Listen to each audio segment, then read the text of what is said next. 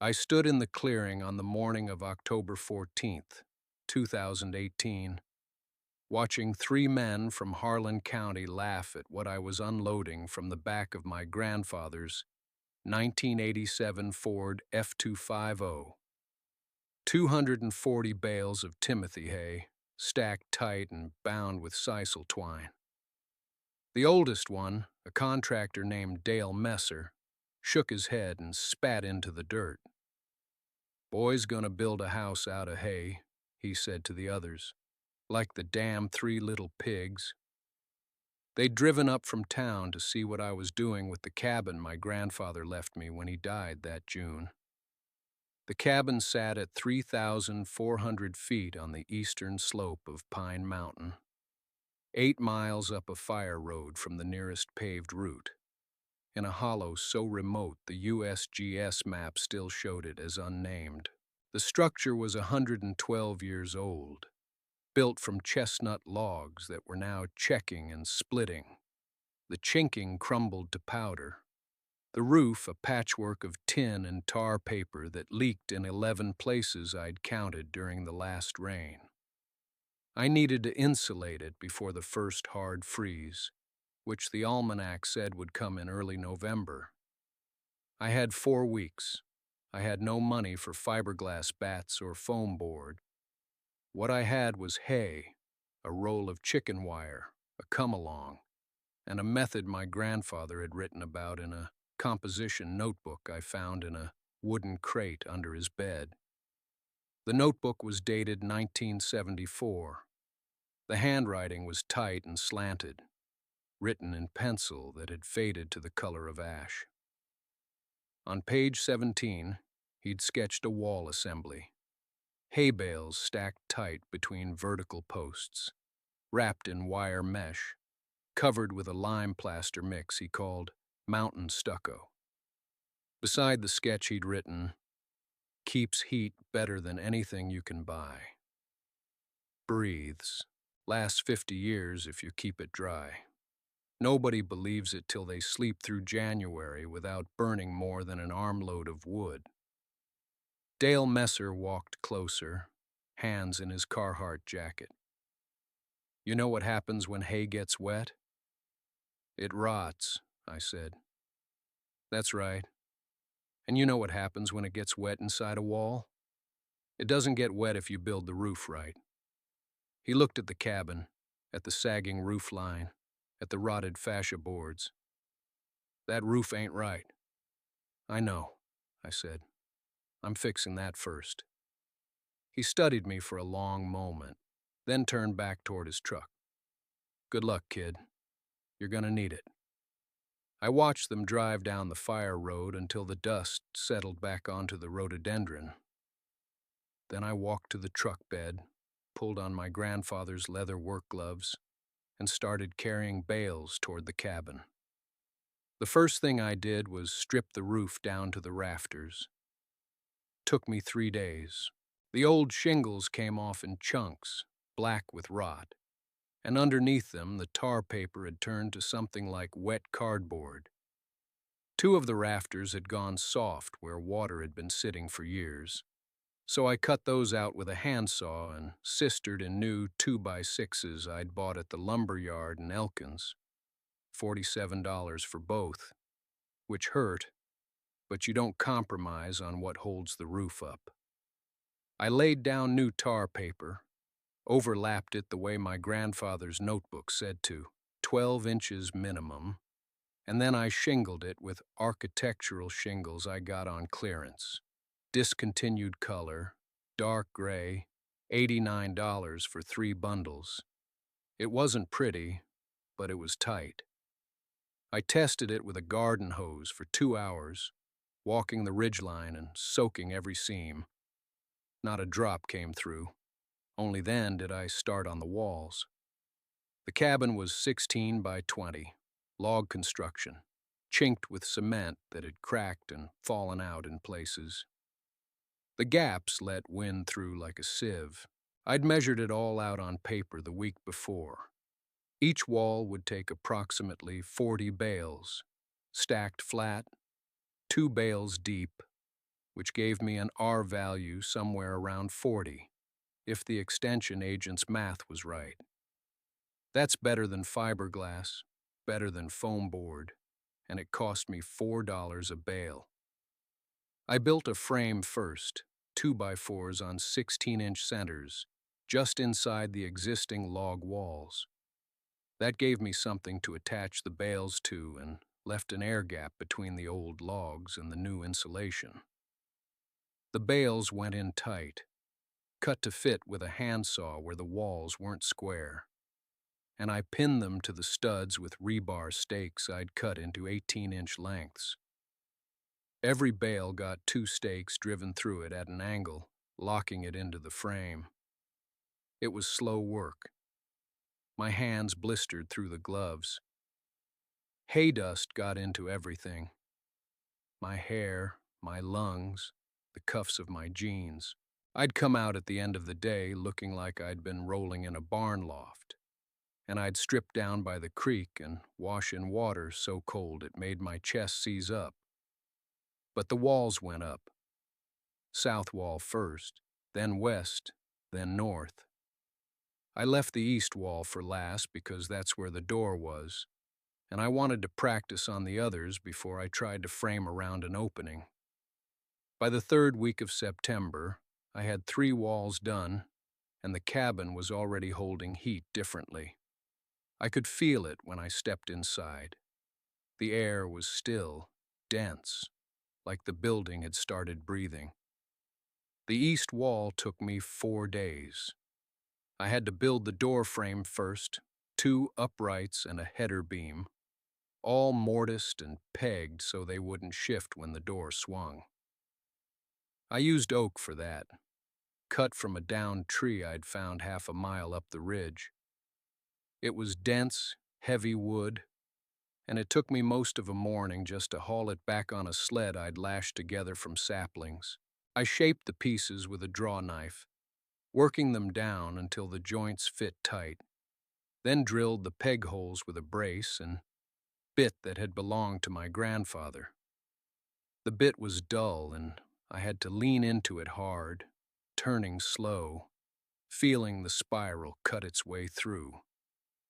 When the frame was up and pegged, I packed hay bales around it the same way I'd done the other walls, cutting and fitting each one so there were no gaps. The door itself I made from planks I'd milled on the old bandsaw in the shed, white pine, 1.25 inches thick, edge-joined and held together with 3 cross battens. I hung it on strap hinges I'd bought in town, the kind blacksmiths used to forge by hand, and when I swung it shut for the first time, it seated into the frame with a sound like a book closing. By the end of September, the walls were done, and I started on the roof.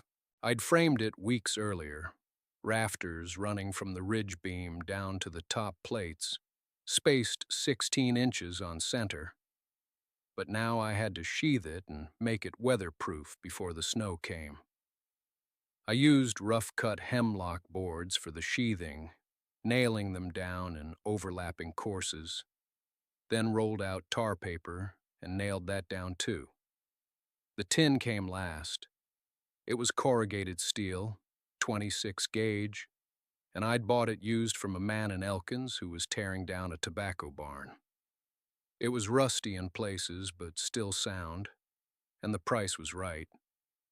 I carried it up the ladder 1 sheet at a time, screwed it down through the ridges into the rafters, and overlapped each piece by 2 corrugations so the rain would run off clean.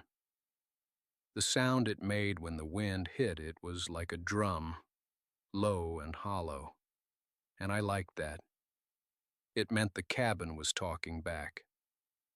By the 1st week of November, the roof was on and the walls were up, but the cabin was still open to the wind. I had framed the door and 2 windows on the south wall, but I hadn't hung them yet, and every morning when I woke up in the tent, I could see frost on the inside of the tarp. The temperature had dropped to 18 degrees the night before, and I knew I was running out of time. I'd been thinking about the walls for weeks. Traditional framing would have meant plywood sheathing, house wrap, siding, materials I couldn't afford and didn't have the truck capacity to haul up the fire road in one trip. I needed something I could source on the mountain, something that would insulate better than anything I could buy, and something I could put up fast. That's when I remembered what my grandfather had written in the margins of his logbook, next to a sketch of a bale wall. Hay don't burn easy when it's packed tight, keeps the heat in winter, cool in summer. Mice won't nest if you plaster it right. I drove down to a farm outside of Parsons and bought 32 bales of second-cut Timothy hay for $3 each. The farmer looked at me like I'd lost my mind when I told him what I was building. "You're gonna stack hay against a house frame?" he said. "That'll rot out in a year, son, or catch fire." I told him my grandfather had done it in 1947, and the cabin had stood for 30 years before a windstorm took the roof off. He shrugged and helped me load the bales into the truck bed. Back at the site, I stacked the bales between the studs, tight as I could get them, trimming them with a handsaw where they didn't fit square. Each bale was about 14 inches high and 23 inches wide, and the wall cavities were 16 inches on center, so I had to notch and reshape every one. It took me 4 days to fill all 4 walls. When I stepped back and looked at it, the cabin looked like a barn or a hay shed, and I'll admit I had a moment of doubt. It didn't look like anything anyone would call a house, but when I pressed my hand against the bales, they were solid. No give. And when the wind came up that evening, the inside of the cabin stayed still. I could feel the difference. The hay was doing exactly what my grandfather said it would, holding the cold out and the warmth in once I got a fire going. Now I just had to seal it before the weather turned. I mixed the plaster on a Saturday morning, October 19th, in a wheelbarrow I'd found rusted out behind the shed. I patched the bottom with a piece of tin and it held. The mix was 3 parts sand from the creek bed, 1 part hydrated lime I'd bought in Elkins, and enough water to make it spreadable but not runny. My grandfather's notes said to add a handful of wheat paste to every batch. It made the plaster stick to the straw better and gave it flex so it wouldn't crack when the cabin settled. I boiled flour and water in a pot on the Coleman stove until it turned to glue, then stirred it in while it was still warm. The first coat went on rough. I used a wooden float, working from the bottom up, pressing the plaster into the straw so it grabbed the fibers and locked in. The bales drank it up. I could see the wet lines sinking in as I worked. It took me 2 days to cover the inside walls, and by the time I finished, my shoulders were so sore I couldn't lift my arms above my head. But the cabin had changed. The straw was sealed in, hidden under a layer of pale gray plaster that smoothed out the rough edges and made the walls look almost intentional. I let it cure for 3 days, then started the outside. That's when Carl Henniger showed up. He pulled his truck into the clearing on a Thursday afternoon, got out, and stood there with his hands in his pockets, staring at the cabin like it was something that had washed up in a flood. He didn't say anything at first, just walked a slow circle around it, looking at the plastered hay bales, the gaps I hadn't filled yet, the bucket of mix sitting by the door. "That hay?" he finally asked. "Straw," I said. "Wheat straw." He nodded slowly, like he was trying to decide if I was serious. "You planning to live in that?" "I am living in it." He looked at me, then back at the cabin. "Son, that's gonna rot out in a year. maybe less. First hard rain'll turn it to mush. I set the float down and wiped my hands on my jeans. It's sealed, I said.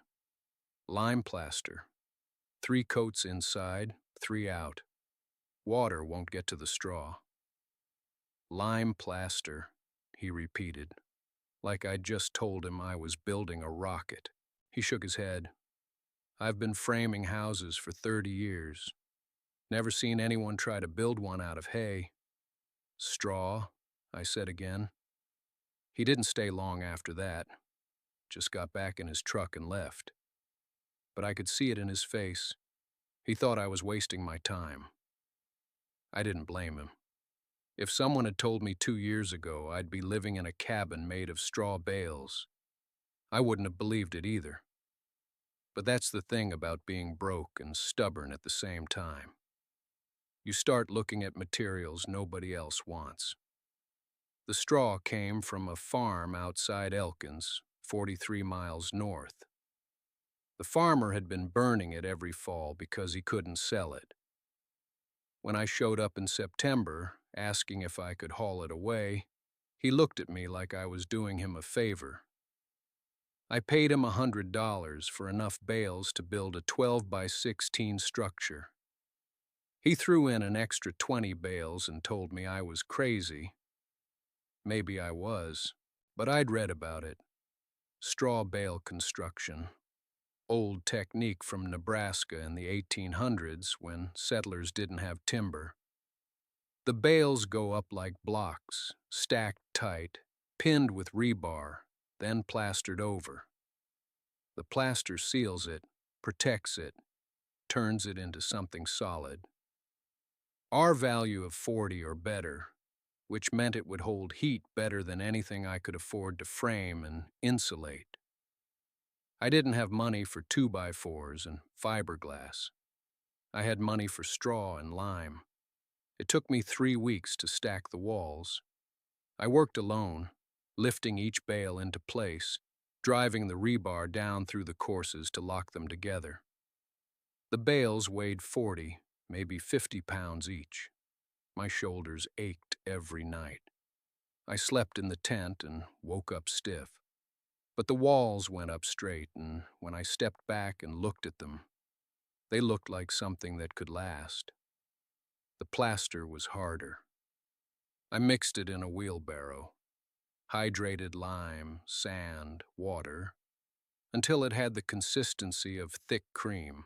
Then I troweled it on, working it into the straw, smoothing it flat. First coat went on rough. Second coat filled the gaps. Third coat was the finish, and I worked it until it was smooth as river stone. Inside and out, 3 coats each. It took another 2 weeks. My hands cracked and bled from the lime. I wrapped them in rags and kept going. When it was done, the cabin didn't look like straw anymore.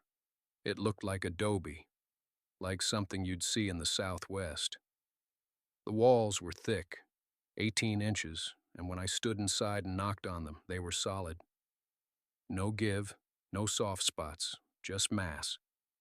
I built the roof next. Not straw, I wasn't stupid. Metal. Corrugated steel, 26 gauge, galvanized. I bought it used from a man in Elkins who was tearing down a tobacco barn. 40 sheets, 12 feet long, 2 feet wide. Cost me $300 and half a day loading it into the truck. I drove back slow, the whole load strapped down and rattling. And when I got to the turnoff, I had to unload it piece by piece and carry it up the last quarter mile, because the road was too rough. Took me 2 trips. By the time I got the last sheet up to the site, my shoulders were on fire and my hands had blisters on top of blisters. I framed the roof with 2x6s, 16 inches on center, running them from the ridge beam down to the top plate of the walls. 12-foot span, 412 pitch. Steep enough to shed snow, shallow enough I could work on it without a harness. I nailed the rafters in with 16 penny nails, 3 per joint. and when the frame was up, I laid down half-inch plywood for sheathing. Then I rolled out tar paper, overlapping each row by 6 inches, and nailed it down with roofing nails every 8 inches. The metal went on last. I started at the bottom edge and worked my way up, overlapping each sheet by 1 corrugation, screwing it down with self-tapping screws and rubber washers every 2 feet. The screws had to go in straight or they'd leak. I measured twice, drilled once, and didn't rush it. It took me 4 days. On the last day, it started to rain, cold, hard rain that came in sideways, and I was up there finishing the ridge cap when the wind picked up and nearly took a sheet out of my hands. I got it screwed down, climbed off the roof, and stood in the rain looking up at it. The water was running off clean, no leaks, no pooling. Inside it was dry, completely dry. I sat on the floor with my back against the wall and listened to the rain hammer the metal. And for the first time since I'd started, I let myself believe it might actually work. The cabin was tight, the walls were solid, the roof didn't leak. It was small, 12 by 16, but it was mine, and I'd built it with my hands from materials people had laughed at. I stayed in that cabin the first night, even though I had no stove yet, no bed, nothing but a sleeping bag I'd brought up in the truck. It was October 14th, a Thursday, and the temperature dropped to 38 degrees by midnight. I could see my breath inside, but the walls held. No drafts, no wind cutting through. I lay there in the dark, listening to the rain slow to a drizzle, then stop. And I thought about my grandfather and what he would have said if he'd seen it. He'd have walked the perimeter first, checked every joint, run his hand along the bales to feel for gaps. Then he'd have nodded once and said it was good enough to keep going. The next morning I started on the interior. I needed a stove before the real cold came, and I needed it vented right, or the whole place would fill with smoke. I drove into Elkins and found a used barrel stove at a salvage yard. $50, cast iron, heavy as hell. The guy who sold it to me said it came out of a hunting camp up near Canaan Valley that got abandoned in the 90s. It had surface rust, but no cracks, and the door still sealed.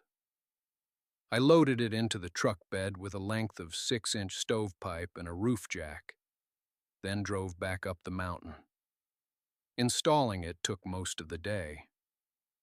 I set the stove in the back corner on a base of fire brick I'd scrounged from a collapsed chimney 2 hollows over. I cut a hole in the roof for the pipe, sealed it with the jack and roofing tar, and ran the pipe straight up through the metal. Inside, I connected the stove to the pipe with a damper so I could control the draw. When it was done, I built a small fire with kindling and a few pieces of split oak, and I watched the smoke rise clean through the pipe and out into the cold air above the ridge. No backdraft, no leaks. The stove ticked as the metal expanded, and within 20 minutes the cabin was warm enough that I unzipped my jacket. I sat on an overturned crate and stared at the fire through the open door of the stove. The light flickered across the straw walls, turning them gold, and I realized I hadn't felt this kind of quiet in years. Not silence. There was wind in the pines, a distant crow, the crackle of burning wood, but the kind of quiet that comes when you've stopped running from something and started building toward it instead. I stayed in the cabin that night, even though the bunk wasn't built yet, and I had to sleep on the floor in my bag with my coat rolled under my head. The stove burned low through the dark hours, and I woke twice to add wood. Once around midnight, once near dawn when the temperature inside had dropped enough that I could see my breath again. Each time I opened the door and fed the fire, the light spilled across the walls, and I could see the way the straw caught it, soft and even, like the whole structure was breathing. By morning, the sky had cleared to a hard, pale blue, and the frost on the grass outside looked like crushed glass. I made coffee on the stove in the tin pot. No measurements, just grounds and creek water boiled until it smelled right. And I drank it standing in the doorway, watching the valley fill with light. The cabin had held the night's heat better than I expected. I touched the inside wall near the stove. It was warm, not hot, and bone dry. No condensation, no cold spots. The straw had insulated exactly the way Ezra said it would.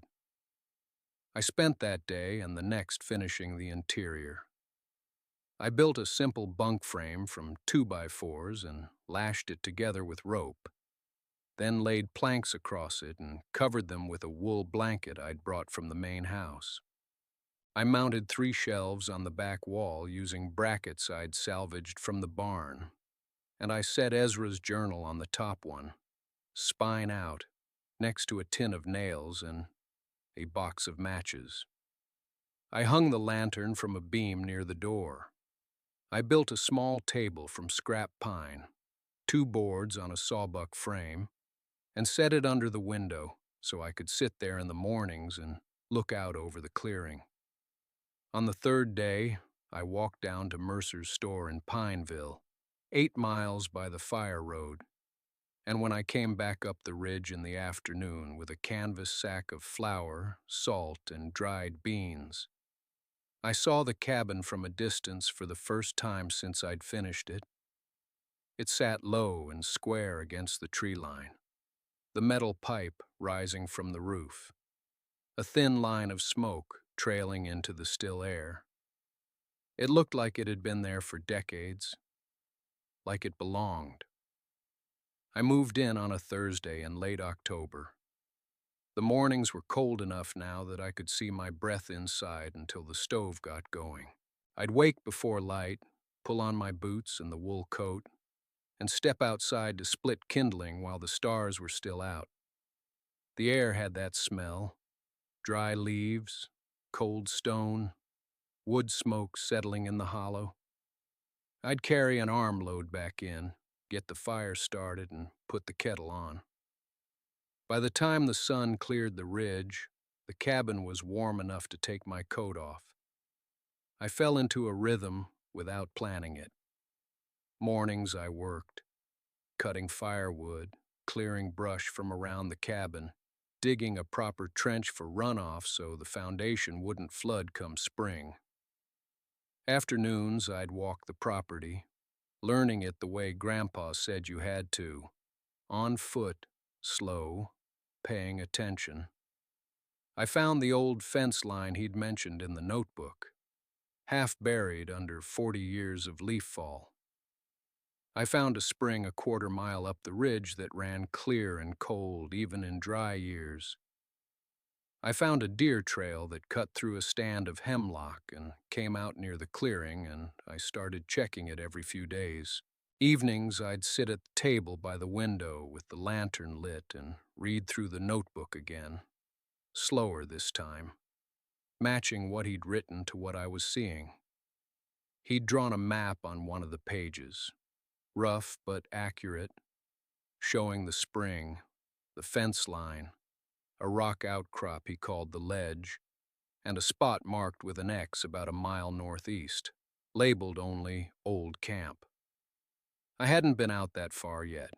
The handwriting got shakier toward the end of the notebook, the entries shorter. The last one was dated November 14th, 1986. It said, "First snow, roof held, stove draws clean. This place will outlast me." Nothing after that. I thought about that a lot, what it meant to build something that would outlast you. Not for show, not to prove anything, just because it needed to be built and you were the one there to do it. The cabin wasn't beautiful, The walls weren't plumb. The door scraped when you opened it. But it was tight, it was warm, and it would stand through whatever winter brought. That seemed like enough. By mid-December, the snow was coming down steady most mornings, melting off by afternoon, then freezing again at night. The ground turned hard as iron. I kept splitting wood, stacking it under the overhang where it stayed dry. The pile grew taller than I was. People in town had started to notice. I'd go in for supplies, kerosene, salt, flour, coffee, and the woman at the counter would look at me a little longer than she used to. One afternoon, a man in a Carhartt jacket stopped me outside the hardware store. His name was Dale. He owned a sawmill about 10 miles south. He said he'd heard I was living up at the Kern place. I told him I was. He asked if I was planning to stay through winter. I said I was. He nodded slow, like he was deciding something.